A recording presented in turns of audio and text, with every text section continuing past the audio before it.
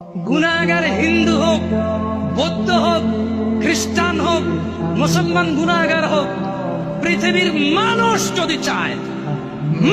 যদি চায় তার গুনাহকে নেকিতে পরিবর্তন করবে, ও যেই ধর্মেরই হোক না কেন, যেই দিনেরই হোক না কেন, সেম প্রসেস শিখাই দেব, জানাই দেব যে হিন্দু লোকটা যদি তার শিরকের গুনাহকে নেকিতে পরিবর্তন করতে চায়, ওই যে লোকটা যে আল্লাহর সাথে শিরক করে নিজেকে মুসলমান বলে মাজারে গিয়ে চিন্তা দেয়, ওই যে লোকটা নিজেকে মুসলিম বলে আল্লাহ ব্যতীত অন্য কারোর জন্য জবাহ করে, এই লোকগুলো তাদের গুনাহগুলোকে কিভাবে নেকিতে পরিবর্তন করবে শিখাই দেব।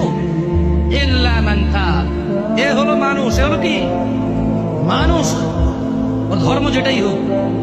সে বলল যে, সে কি বললো, সে প্রথমে আল্লাহর দিকে আসলো, এসে বললো যে আল্লাহ আমি অন্যায় করেছি। এবার অন্যায় যদি আল্লাহর শিরক হয় তাহলে বলবো যে শিরক করেছি অন্যায়, যদি জানা হয় তাহলে বলবো জানা করেছি অন্যায়, মদ হলে বলবে মদ করেছি অন্যায়।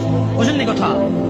আল্লাহর কাছে এসে বলবে আল্লাহ শিরক করতাম আর করবো না, মদ খেতাম আর খাবো না, জানা করতাম আর করবো না, এই ধরনের যে কোনো অন্যায় বলবে যে আল্লাহ এটা আর করবো না। তো আল্লাহ বলছে ইল্লা মান তাব, যেটা অন্যায় অপরাধ যেটাই হোক সেম অপরাধ থেকে সে কি করলো, ফিরে আসলো, ওয়া আমানা, এবং আল্লাহর প্রতি দৃঢ় ঈমান আনলো। কি আনলো?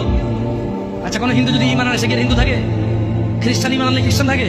দেখছেন এই অফারটা কিন্তু বিশাল অফার। সুবহানাল্লাহ, আল্লাহর উদারতাই এমন। সুবহানাল্লাহ, আল্লাহুম্মা ইন্না নাসআলুকা জান্নাহ ইয়া আল্লাহ। তো ওয়া আমানা, ঈমান আনলো, ঈমান আনার পর কি করতে হবে?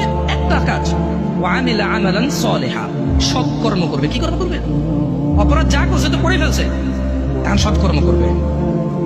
আল্লাহ বলছে যে তাইলে যদি তওবা করে, ঈমান আনে, ভালো কাজ করে, পিছের সব খারাপ কাজ নেকি হয়ে যাবে।